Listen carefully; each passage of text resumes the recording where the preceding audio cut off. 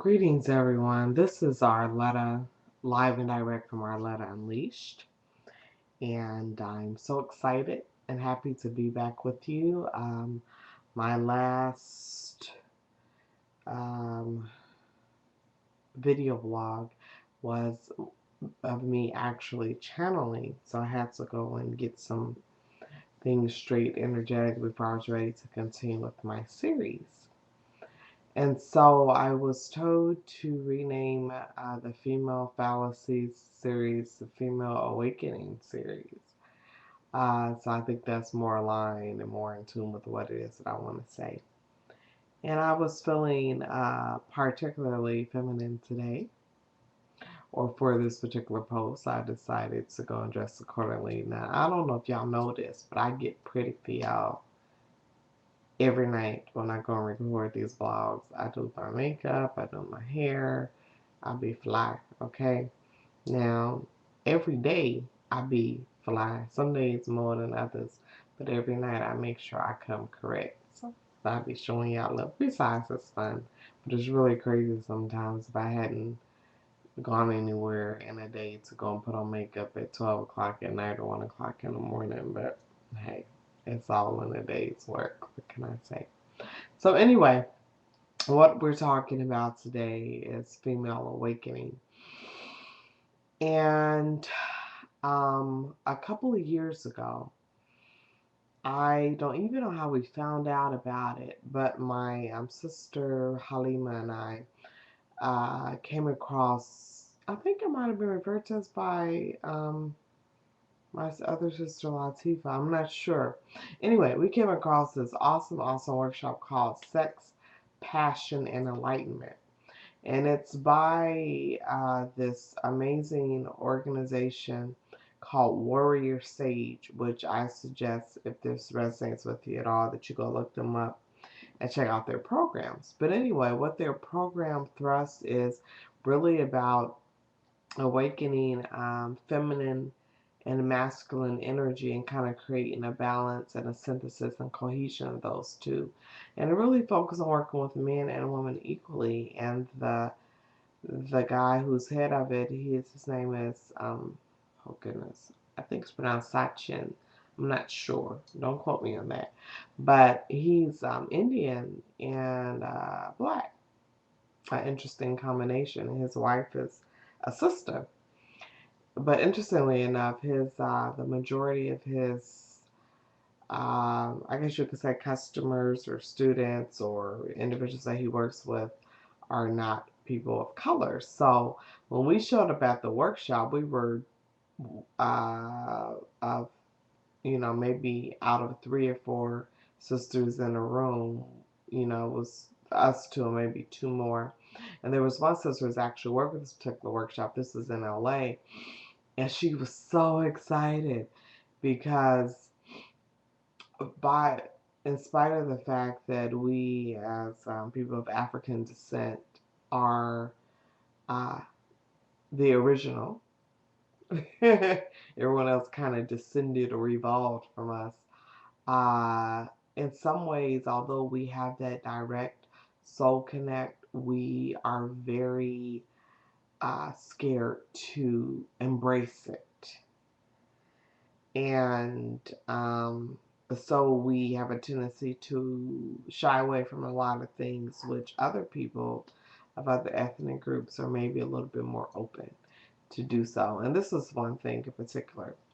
But one of the most amazing things about this workshop was that I am a designer and an artist. And I'm a fashion designer in particular. And I also worked as a wardrobe stylist and fashion stylist in a variety of different types of projects. And so clothes are one of my areas of genius. Wardrobe is one of my areas of genius. And I'm a gypsy. And I'm a very loud proponent of color and texture, and my design style is just a little too much and really pushing boundaries and edges and lots of jewelry and clashing colors and just taking everything to a whole nother level. So, that being said, I usually don't encounter that type of expression of what I was to really discover in this workshop, expression of feminine energy in particular, just in my daily interactions. Most people I see are particularly drab and boring and uninteresting as far as how they dress and express themselves. And occasionally I'll come across some special, unique individual who's not. And I recognize them as one of my tribe. And it was interesting living in LA. I used to get approached all the time. They're like, okay, you're an artist. What do you do? Whoop de whoop. Or I just need to steal your look because I'm trying to work with this individual and they don't have that star look or that star quality. So me and my sister roll up, show up at this hotel, and we go inside this room, and it's this room that's just like bursting at the seams with all this vibrancy. And the vibrancy was in the women who were there, and these were primarily white women who, in particular, in my experience, have a tendency to be even maybe white Americans, more drab than women of other ethnic groups, whether they're, of African descent, black, or Asian of various parts of Asia, or, Central South America, and so on and so forth. Anyway, but these women, what a bomb. I mean, they had on patterns, they had on color, they had on metallics and fringe and dresses and skirts and pants, and I mean, it was just like this explosion of color and femininity and jewelry and this. I had never witnessed anything like that in my life. And I'm like, oh, this is awesome. Because I was in a room surrounded by these absolutely, totally gorgeous women. And I didn't understand why, because I had never been to any other kind of event where I had witnessed that. Especially like American women. And as we proceeded to go through this workshop, one of the interesting things they did was they had aspects of the workshop together with male and female, and then they divided it where they had the men go and really work on tapping into connecting because of their masculine energy, and women doing the same.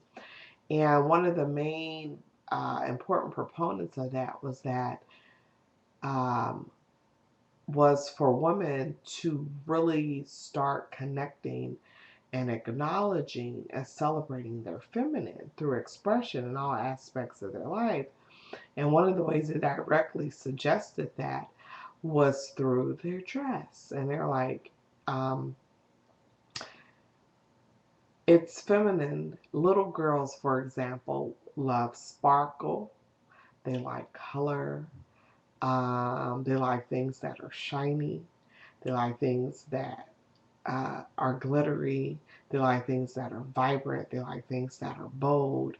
And that's feminine. Women, when we go and we're, especially the more aligned we are when we enter any kind of situation or scenario, we add the texture and the color and bring any particular situation to life. That is part of an expression of feminine energy. And one of the best ways of expressing that is through how we dress. And so, what they really suggest is that however each individual woman chooses, and every woman has their own unique preference and style, but to consciously cultivate this expression, its connection. What was your favorite color as a little girl? What captured your eye and made your heart sing and made you get happy? What was the colors that you wanted your room painted? What made you happy? And wear that and be that and embody that. And so that is what my suggestion is for this evening, is to embody that feminine and to connect with that through our expression of how we dress.